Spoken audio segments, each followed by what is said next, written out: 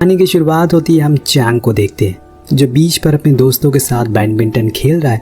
तभी वहाँ पर उसके डैड आ जाते हैं जिनके डर से वो सब कुछ छोड़ छाड़ कर उनके पास चला जाता है, क्योंकि उन्हें नहीं पसंद कि वो किसी भी तरह का खेल में इतना हिस्सा ले। वो उसे एक सिविल सर्वेंट बनाना चाहते हैं, जैसे कि IAS, जिसके लिए वो उसे हर समय बस डांटते ही रहते हैं। इसीलिए चैंग उनसे बहुत डरता है और उनके साथ घर आ जाता है, जहाँ पर हम चैंग के पूरे परिवार को देखते हैं, जिसमें उसकी माँ, उसके 2 भाई और एक बहन है, जिनके साथ वो काफ़ी अच्छे से रहता है। लेकिन यहाँ भी उसके डैड उसे बहुत सुनाते हैं कि तुम्हें आने वाले स्कूल एग्ज़ाम में अच्छे मार्क्स लाने हैं, इसीलिए अभी से तैयारी में लग जाओ। दरअसल आज मलेशिया और कोरिया का ओलंपिक बैडमिंटन मैच होने वाला है, जिसके लिए सभी लोग काफ़ी एक्साइटेड होते हैं। चैंग के मॉम डैड भी जाने वाले थे देखने के लिए, क्योंकि उनके घर टीवी नहीं था गरीबी के कारण, इसीलिए उन्हें दूसरे के घर जाना पड़ता है। पर वो चैंग को पढ़ाई करने को कहते हैं और साथ नहीं ले जाते, पर उसका बहुत मन होता है कि वो भी उस मैच को देखे। इसीलिए वो उनके जाने के बाद साइकिल लेकर निकल जाता है और दीवार के उस पार झांक कर देखता है कि तभी उसका बड़ा भाई वहाँ जाता है, जो उसे अपने कंधे पर बैठाकर उसे मैच दिखाता है। पर अफसोस कि मलेशिया वो मैच हार जाता है, जिसे सभी बहुत निराश हो जाते हैं। लेकिन यहाँ से चैंग एक सपना देखता है वर्ल्ड चैंपियन बनने का, जो कि वो अपने डैड से शेयर भी करता है कि वो मलेशिया के लिए खेलना चाहता है। पर पहले तो उसके डैड उसे यहाँ पर आने के लिए बहुत सुनाते हैं कि बैडमिंटन अमीरों का गेम है, उसे हम जैसे गरीब लोग नहीं खेल पाएंगे, इसीलिए बेहतर है कि पढ़ाई लिखाई करो, अच्छी गवर्नमेंट ऑफिसर बनो। लेकिन चैंग ने तो सपना देख लिया। कच्ची उम्र का प्यार और सपने दोनों बहुत पक्के होते हैं, पर क्या ये सच होगा? चलिए देखते हैं। नेक्स्ट डे हम चैंग को उसके स्कूल में देखते हैं, जहाँ पर वो कुछ बच्चों को बैडमिंटन खेलता हुआ देखकर उनके साथ खेलने जाता है। पर वो उसे कहकर मना कर देते हैं कि वो बहुत गरीब है और ये गेम गरीबों का नहीं है। इस छोटी सी उम्र में उसे इतना सब कुछ सुनना पड़ रहा था। चैंग को यहाँ ज़्यादा कुछ तो समझ नहीं आता, लेकिन हाँ, उसे ये ज़रूर पता चल गया था कि वो अब इस दुनिया को सिर्फ एक चीज़ से हरा सकता है, वो है उसका हुनर। क्योंकि पैसे तो उसके पास है नहीं, लेकिन हुनर और लगन ज़रूर है। घर आते टाइम उसे रास्ते में एक अंकल रायन की शॉप मिलती है, जो कि स्पोर्ट्स आइटम बेचा करते थे। अंदर एंटर करने पर चैंग को वो सब अपनी आंखों के सामने दिखता है, जो कि वो सपना था, लेकिन वो उसे खरीद नहीं सकता। जो बात अंकल रायन भी समझ लेते हैं। वो उसे हर रोज इसी रास्ते से घर जाते हुए देखते हैं और ये भी समझ गए थे कि उसकी इतनी औकात नहीं है कि वो इन्हें खरीद सके। इसीलिए वो उसे कहते हैं कि तुम मेरी रैकेट्स बनाने में मदद करो, मैं तुम्हें इसके बदले में पैसे दे दूंगा। पर चैंग कहता है कि आप पैसों की जगह मुझे हर 5 रैकेट के बदले एक शटल दे देना। उसकी ये बात सुनकर वो समझ जाते हैं कि ये कुछ बड़ा करेगा। फिर क्या था, वो काम पर लग जाता और जितनी कोशिश होती है उतनी करता है। कुछ दिन के बाद जिंदगी की पहली खुद की शटल वो अपने हाथ में पकड़ता है, पर उसके पास रैकेट नहीं है, तो वो एक पैन से खेलता है अपने दोस्त के साथ। लेकिन सामने वाला उसके तेज शॉट से घायल हो जाता है, जिसके चलते उसे अकेले ही खुद खेलना पड़ता है। पर उसको इसी में मजा आ रहा था। लेकिन इन सब के चक्कर में उसके मार्क्स बहुत कम आते हैं, जिसके चलते वो उस दिन घर नहीं जाता और वहाँ से सीधा पास वाली एकेडमी में जाता है, जिसके अंदर ही अंकल रे की शॉप थी। वो वहाँ पर कहते हैं कि उसके पास रैकेट नहीं है कम्पीट करने के लिए। तब अंकल रे उसे अपना रैकेट देते हैं और कहते हैं कि अगर तुम जीत गए तो ये तुम्हारा। जिसके बाद चैंग बहुत मेहनत करता है, लेकिन अभी भी उसे ज़िंदगी में पहले ऐसे कभी नहीं खेला। इसीलिए वो शुरू में तो सही खेल नहीं पाता, पर वो दूसरे प्लेयर को देखता है खेलते हुए और फिर दूसरे राउंड में वो पहले से काफ़ी अच्छा परफॉर्म करता है और उसको जीत भी जाता है। किसी ने सही कहा है कि अगर आपको किसी काम में दिलचस्पी है तो वही करिए, क्योंकि उस काम को आप ज़्यादा जल्दी सीख सकते हैं। दिन वो जाकर वो अंकल रैन को थैंक यू कहता है, जो कि उसे वादे के मुताबिक ट्रॉफी और रैकेट दोनों देते हैं। उसे लेकर वो अपने घर जाता है, पर वहाँ उसके डैड उसे रिजल्ट के बारे में पता चल चुका था, इसीलिए वो उसके रैकेट को उसके सामने ही तोड़ देते हैं और कहते हैं कि अगर वो दोबारा से कभी खेलने गया तो उनसे बुरा कोई नहीं होगा। और वहाँ कोच भी मौजूद थे, जो अंकल रायन के काफ़ी अच्छे दोस्त थे। वो उसके डैड से कहते हैं कि इसे एकेडमी आने दो, ये काफ़ी अच्छा खेलता है, इसके अंदर टैलेंट है। लेकिन वो फिर भी मना कर देते हैं और अंदर चले जाते हैं। देन वो उसकी मॉम से कहते हैं और उन्हें समझाते हैं कि अगर इसने खेलना शुरू कर दिया तो काफ़ी कुछ बदल सकता है। पर वो तो मजबूर थी, लेकिन सिर्फ एक माँ को ही पता होता है कि उसकी बेटी की तकदीर में क्या लिखा है। इसीलिए रात होने पर जब वो सो जाता है तो सभी से छुपकर वो उसके पास उसकी जीती हुई ट्रॉफी लाकर रख देती और सर पर हाथ फेर कर चली जाती है। शायद उन्हीं की दुआ उसके लिए काम आ जाए। अगले दिन जब वो अंकल रैन की शॉप पर जाता है तो वो उसे बताते हैं कि हम लोग एक चैरिटी कंपटीशन करवाने वाले, जिसमें मैं चाहता हूँ कि तुम मेरे लिए खेलो। और वो मान जाता है और फिर उनके साथ चला जाता है। लेकिन असल में ये कोई चैरिटी नहीं बल्कि पैसों का मैच होता है। साफ शब्दों में कहा जाए तो ये एक तरह का जुआ था। कई लोग यहाँ आते थे, अपना पैसा लगाते थे एक प्लेयर पर, और अगर वो जीत गया तो उन्हें डबल मिलते थे। पर इस बारे में चैंग को कोई भी आइडिया नहीं था। पहले तो कुछ मैच वो हारता है, लेकिन फिर धीरे धीरे करके वो आखिरी के राउंड्स जीत जाता है, जिसके लिए अंकल रैन उसे एक फेक ट्रॉफी देते हैं। अब जैसे जैसे दिन बढ़ते जा रहे थे वो हर रोज़ वहाँ जाने लगता है।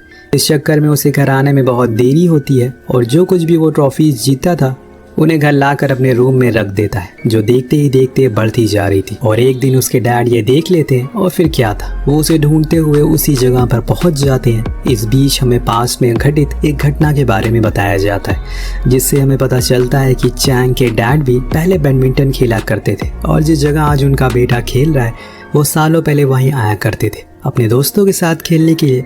लेकिन एक दिन उन्हें ज़्यादा पैसों का ऑफर आता है, जिसके लिए वो खेलना सही नहीं समझते, क्योंकि अगर वो हार जाते तो कभी भी वो पैसे लौटा नहीं पाते। इसीलिए वो मना कर देते हैं और यही चीज़ वहाँ के बॉस को पसंद नहीं आती। इसीलिए वो अपने लोगों को इनके पीछे लगवा देता है, जो इनके सभी दोस्तों को मार देता है। लेकिन ये बच जाते हैं और तब से ही इन्होंने बैडमिंटन से नफरत हो जाती है। वो नहीं चाहते कि जो उनके साथ हुआ वही उनके बेटे के साथ भी हो। तभी वहाँ पर उस जगह का बॉस आ जाता है, जो चैंग के डैड मिस्टर पर को जानता था, क्योंकि उसने उनके पीछे गुंडे भिजवाए थे। वो कहता है कि अगर तुम्हें यहाँ से जिंदा घर जाना है तो इस मैच को खेल कर दिखाओ। तभी उसकी वाइफ आ जाती है, जो पूछती है कि अगर हम हार गए तो क्या। तो मिस्टर पर कहते हैं कि फिर वो जो भी कहेंगे मैं करने को तैयार हूँ। दिन दोनों बाप बेटे कोर्ट में खेलते हैं। कुछ ही राउंड में सामने वाले को वो हरा देते हैं। उस दिन मिस्टर पर को समझ आ जाता है कि उनका बेटा किस लेवल पर है, इसीलिए वो उसे कहते हैं कि मुझे हारना पसंद नहीं है और गोल्ड मेरा सबसे फेवरेट थिंग है। ये दोनों चीज़ें याद रखना, अब तुम जा सकते हो। अब वो इनडायरेक्टली वो उसे परमिशन दे देते हैं और साथ में ये भी बता देते हैं कि मलेशिया के लिए गोल्ड लेकर आना। उसके नीचे उन्हें पसंद नहीं है। अब फिर उस दिन के बाद से चैंग कोच के पास चला जाता और ट्रेनिंग में लग जाता। वो पूरी एकेडमी में सबसे छोटा है, लेकिन फिर भी वो पूरी मेहनत करता और सबसे अच्छा खेलता है। जिस बीच देखते ही देखते समय बीतने लगता है और एक दिन अंडर 18 सिलेक्शन कमेटी वाले आते हैं, जिनके सामने चैंग खेलता है और वो जीत भी जाता है। लेकिन अफसोस कि उसका सिलेक्शन नहीं हो पाता, क्योंकि उसकी हाइट बहुत ही कम होती है। जो बात कोच उसे नहीं बताते बल्कि उसकी मॉम से पहले बताते, क्योंकि वो उसे ज़्यादा अच्छे से समझा सकेंगी। पर यह बात सुनकर उसकी मॉम बहुत मायूस हो जाती है, पर उन्हें हिम्मत रखनी होगी तभी वो उसे बता सकेंगी। पर चैंग स्ट्रांग होता है। वो अपनी मॉम से कहता है कि कोई नहीं मॉम, मैं डैड का सपना पूरा करके रहूँगा। मेरे और ओलंपिक गोल्ड के बीच में कोई नहीं आ सकता। ये बोलकर वो सोने के लिए चला जाता है। उसके जज्बे को देखकर उसकी मॉम को उस पर बहुत ही गर्व होता है। अब अगले दिन जब वो सोकर उठती है तो देखती है कि घर में सबसे लेट उठने वाला चैंग आज सबसे पहले उठ गया है। वो प्रैक्टिस कर रहा है ताकि उसकी हाइट और तेज़ी से बढ़ सके। इसीलिए वो हर रोज़ वो चीज़ करता है जो उसे करनी चाहिए, खाना पीना, ट्रेनिंग करना। और ऐसे ही देखते देखते साल बीत गए थे। उसकी हाइट के साथ साथ अब उसकी उम्र भी बढ़ गई है। एक बार फिर से उसके सामने वही चीज़ आ जाती है। आज फिर से सिलेक्शन कमेटी वाले आए, लेकिन इस बारी भी चैंग की किस्मत उसका साथ नहीं देती। दरअसल मैच के दौरान उसके नीज पर चोट लग जाती है, लेकिन वो खेलना नहीं छोड़ता और लगा रहता है, जो बात सेलेक्टर को काफ़ी पसंद आती है। और वो मीटिंग में कहते हैं कि हमें एक मौका देकर देखना चाहिए इस लड़के को, जो कि काफ़ी अच्छा खेलता है। अब सभी हाँ करते हैं। कुछ इस तरह से चैंग अपनी कामयाबी की पहली सीढ़ी चढ़ता है। उसका मलेशिया बैडमिंटन एकेडमी में सिलेक्शन हो जाता है। वहाँ जाने से पहले वो अपने पूरे परिवार के साथ समय बिताता है। उसके डैड कहते हैं कि बहुत कम लोगों को ये मौका मिलता है, इसीलिए जी जान लगाकर खेलना और अपने देश के साथ अपना भी नाम रोशन करना। अगले दिन चैंग एकेडमी पहुंचता है, जहां पर नेशनल लेवल के प्लेयर भी आते हैं, जिन्हें वो कभी टीवी पर देखा करता था और आज वो उन्हीं के साथ ट्रेनिंग करेगा। इसी को कामयाबी कहते हैं। खैर वहाँ पर अब चैंग औरों के साथ ढलना होगा, क्योंकि अभी तक वो अपने लेवल के बच्चों के साथ खेल रहा था। लेकिन अब ऐसा नहीं है। जो भी वहाँ लड़के होते हैं वो उसे बहुत बुरा भला कहते हैं, क्योंकि वो बहुत ही कमज़ोर होता है, ना सही से दौड़ पाता और ना ही सही से जिम कर पाता, जिस चक्कर में सभी उसको बुली करते हैं और हर टाइम परेशान करते रहते हैं। इस दौरान एक दिन उसका अपने ग्रुप के लड़के जैंग के साथ मैच होता है, जो उसे काफ़ी परेशान करता है। पर वो मैच चैंग हार जाता है और फिर क्या था, शर्त के मुताबिक उसे टॉयलेट साफ करना पड़ता है। इस मैच को कोच भी छुप कर देख रहे होते हैं। अब थोड़े टाइम बाद चैंग एकेडमी में जूलिया नाम की लड़की से मिलता है जो उसे पसंद करती थी, लेकिन जैंग भी उसके साथ फ्लर्ट करता रहता है। धीरे धीरे बाकी बच्चे और इम्प्रूव होते जा रहे थे, पर चैंग में कोई इम्प्रूवमेंट नहीं आ रही। इस चक्कर में कोच उसे बुलाते हैं और एक बार फिर रिमाइंडर देते हैं कि वो किस परिवार से बिलोंग करता है, किस मोहल्ले से आया हुआ है और क्या करना चाहता है।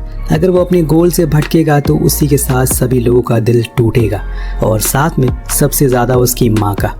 तो चैंग को समझ आ जाता है कि उसे और मेहनत करनी होगी, तभी कामयाबी उसके पीछे झक मार कर आएगी। फिर क्या था, अगले दिन वो खूब मेहनत करता है और जिम करता है, अच्छा खाता है पीता है। इसी बीच उसकी जूलिया से भी अच्छी बातचीत हो गई थी जो उसे और मोटिवेट करती है। देन सभी को बताया जाता है कि उन्हें टूर्नामेंट के लिए ले जाया जा रहा है, जिसमें चैंग का भी नाम होता है, लेकिन आखिरी समय पर वो उसे हटा देते हैं और ले जाने से मना कर देते हैं। जब इस बारे में चैंग को पता चलता है तो वो उसे सॉरी कहता है और साथ ले जाने को कहता है, पर वो उसे कहते हैं कि अभी उसकी चोट ठीक नहीं हुई है, इसीलिए वो नहीं आ सकता। अब ये सुनकर चैंग का दिल टूट जाता है और वो वहीं बारिश में खड़े होकर खूब रोता है। दिन अगले दिन वो अपने घर लौट आता है, जहाँ पर उसकी मॉम उसको सहारा देती है, और कुछ टाइम बाद वो अपने पहले कोच सर के पास जाता है, जो कि ये बहुत बूढ़े हो गए हैं। पर चैंग उन्हें नहीं भूला। वो वहाँ देखता है कि एक बंदा उन्हें बेइज्जत कर रहा है, जो देखकर चैंग बहुत गुस्से में आ जाता है और वो उस आदमी से कहता है कि अगर तुम इतना ही अच्छा खेलते हो तो मेरे साथ एक गेम खेल कर दिखाओ। जिसके जवाब में वो हंसना शुरू कर देता है और कहता है कि बेटा जाकर पोगो देखो, ये सब बच्चे नहीं खेलते। पर चैंग अड़ा रहता है और फिर गेम शुरू होता है, जिसके पहले राउंड में ही वो उसके मुंह से निकलता है कि तुम कौन हो। तो चैंग कहता है कि कुछ दिन में तुम्हें ये पता चल जाएगा कि मैं कौन हूँ। वहीं दूसरी ओर हमें पता चलता है कि जो टीम टूर्नामेंट खेलने गई थी वो जीत गई है, जिससे सभी लोग बहुत खुश थे। पर यहाँ कोच उसे जैंग के साथ प्रैक्टिस करने को कहते हैं, पर थोड़ी ही देर में उसकी नीज में पेन होने लगता है, जिसे देखकर कोच समझ जाते हैं कि उसने लास्ट वीक आराम नहीं किया है। इसीलिए वो उसे बहुत सुनाते हैं और उस दिन उसकी जूलिया के साथ ब्रेकअप भी हो जाता है। इसी चक्कर में वो एकदम ही टूट जाता है, क्योंकि अब वो ना तो गेम में सही परफॉर्म कर पा रहा है और ना ही उसकी पर्सनल लाइफ अच्छी चल रही है। वो अकेला पड़ गया था। एक दिन उसके सभी दोस्त उसे कोच की वाइफ के पास लेकर जाते हैं, जो उसे बताती है कि कोच तुम्हें अपने बेटे की तरह मानते हैं, क्योंकि तुम सेम हमारे बेटे की तरह लगते हो। वो भी उसे बैडमिंटन खिलाना चाहते थे, पर समय के साथ उसके ऊपर इतना ज़्यादा प्रेशर आने लगा कि उसने खुद की जान ले ली। इसीलिए अब कोच तुम्हें और प्रेशर नहीं देना चाहते। यही वजह है कि वो तुम्हें लंदन नहीं ले गए। चैंग को बात समझ आ जाती है, इसीलिए उस दिन के बाद से वो सारा समय कोच के साथ बिताने लगता है और फिर धीरे धीरे करके अपने गेम को इम्प्रूव करता है, जिसके बाद उसे फाइनली 2004 में थॉमस कप के लिए सेलेक्ट किया जाता है, जहाँ चैंग सेमीफाइनल तक जाता है। पर अफसोस कि वो मैच हार जाता है। ये उसकी पहली बड़ी हार थी, जिसका उसे बहुत बड़ा झटका लगता है। लेकिन कोच उसे समझाते हैं कि हार हर एक गेम का हिस्सा है और जीत के रास्ते में हार तो आती ही है। उसी हार को पार करके तुम्हें जीत तक पहुंचना है, इसीलिए आने वाले गेम की तैयारी करो। देन वो अपनी ट्रेनिंग पर फोकस करता है और खूब मेहनत करता है। देखते ही देखते साल 2006 में मलेशियन कप आता है। वहाँ भी वो फाइनल तक जाता है, पर अगेन हार जाता है, जिसके बाद काउंसिल कमेटी कहती है कि हमें अगले साल किसी और को मौका देना चाहिए, क्योंकि ये फाइनल का प्रेशर शायद झेल नहीं पा रहा है। लेकिन कोच को यकीन था कि वो जीत जाएगा, बस एक और मौके की जरूरत है। उसे वो मान जाते हैं, लेकिन वह चैंग अब टूट गया था। पर ऐसे मौके पर हमें सही इंसान की जरूरत होती है, जो कि उसके लिए कोच थे। वो उसका पूरा साथ देते हैं और डटे रहते हैं। पर दोस्तों, आने वाले 6 महीने के अंदर वही दूसरा टूर्नामेंट भी वो हार जाता है। इसके बाद उन दोनों को ही टीम से निकाल दिया जाता है और इस चीज़ से वो पूरी तरह से बिखर गया था। पर अभी भी उसके कोच उस पर यकीन था। वो कहते हैं कि तुम्हें याद करना होगा कि तुम कहाँ से आए हो, किस लिए आए हो। अपने गांव जाओ और वहाँ के लोगों से मिलो और महसूस करो कि उन्हें कितनी उम्मीदें हैं तुमसे। चैंग अपने टाउन लौट जाता है, जहाँ वो सबसे पहले अपने पहले कोच से मिलता है, जो उसे बताते हैं कि जो तुम करना चाहते हो वो तुम कर नहीं पा रहे हो। पहले अपने पुराने अवतार में आओ। देन वो अपने घर जाता है, जहाँ पर उसके डैड उसे बताते हैं कि जैसे वो अभी इस हाल में है, वैसे ही वो आज से 30 साल पहले थे, पर उन्हें कोई समझाने वाला नहीं था। लेकिन आज तुम्हारे पास सब लोग हैं, अगर तुम चाहो तो सब कुछ हासिल कर सकते हो। वो उसे अपनी ज़िंदगी की पहली जीती हुई ट्रॉफी दिखाते हैं, जो चैंग के अंदर अलग ही आग जला देती है। उसे समझ आ गया था कि ये आखिरी मौका है, जिसके बाद वो खूब प्रैक्टिस करता और देखते ही देखते 2007 का समय आ गया था। मलेशिया में एक बहुत ही बड़ा कप होने वाला है, पर जो प्लेयर खेलने वाला है वो इंजर्ड हो गया। इसीलिए उसकी जगह council committee Li Chang Wei का नाम उसे डाल देती है, यानी कि अब वो उसकी जगह खेलेगा। सभी को उससे बहुत ही ज़्यादा उम्मीदें हैं। आज पूरा देश टीवी के सामने बैठा हुआ है। चैंग के पास ये बिल्कुल सही मौका है खुद को साबित करने का। वो अपने डैड के साथ साथ पूरे देश का नाम रोशन करे। वहाँ पर जूलिया भी मौजूद होती है जो उसे चीयर अप करने आई थी। अब खेल शुरू होता है। सभी की निगाहें चैंग पर थी क्योंकि उसके सामने वही प्लेयर है जिसने उसे 2 बार सेमीफाइनल में हराया है। पर आज देखकर लग रहा है कि आज हारने की बारी किसी और की है। चैंग पूरी जान लगा देता है और हर वो ट्रिक और मोटिवेशन को याद करता है। धीरे धीरे मैच आगे बढ़ता है और शुरुआत में तो चैंग अच्छा खेलता है, लेकिन आगे जाकर वो हारने लगता है और वो गिर जाता है। उसे लगने लगा था कि पिछली बार की तरह वो फिर से ये मैच हार जाएगा। तब उसे अपने पहले कोच की एक बात याद आती है, चैंग, जब तुम अपना कॉन्फिडेंस खोने लगो तो उन लोगों के बारे में सोचना जो तुम पर विश्वास करते हैं। चैंग गर्दन घुमाता है और उसे सामने जूलिया दिखती है जो उसे कहती है कि चैंग तुम ये कर सकते हो। और फिर चैंग एक बार फिर उठकर खड़ा होता है क्योंकि जीता वही है जो गिरकर दोबारा खड़ा होता है। और इस बात ने चैंग के अंदर अलग तरह का जोश भर दिया था। वो एक एक करके पॉइंट लेता रहता है और बूम, वो आखिरी शॉट ऐसा मारता है जिसे सामने वाले अपोनेंट को दिखाई नहीं देता। और इस तरह से उसने दिखा दिया कि वो चैंपियन है। वो उस मैच को जीत जाता है और कुछ इस तरह से उसने उस अपॉर्चुनिटी को अपनी कामयाबी में बदल दिया।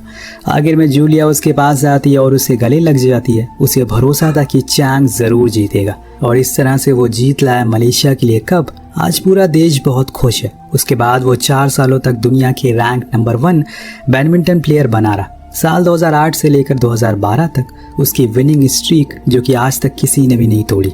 ये पूरी कहानी मलेशिया के लेजेंड ली चैंग वी के ऊपर आधारित है, जिनकी पूरी जिंदगी आपके सामने है। इसीलिए कहते हैं कि डटे रहिए, नाव में छेद है तो क्या हुआ, कम से कम आपके पास नाव तो है, किसी के पास तो वो भी नहीं है। तो आपको ये कहानी कैसी लगी नीचे कमेंट करके जरूर बताएगा। मिलते हैं अगले वीडियो में। Thank you so much watching. Peace out.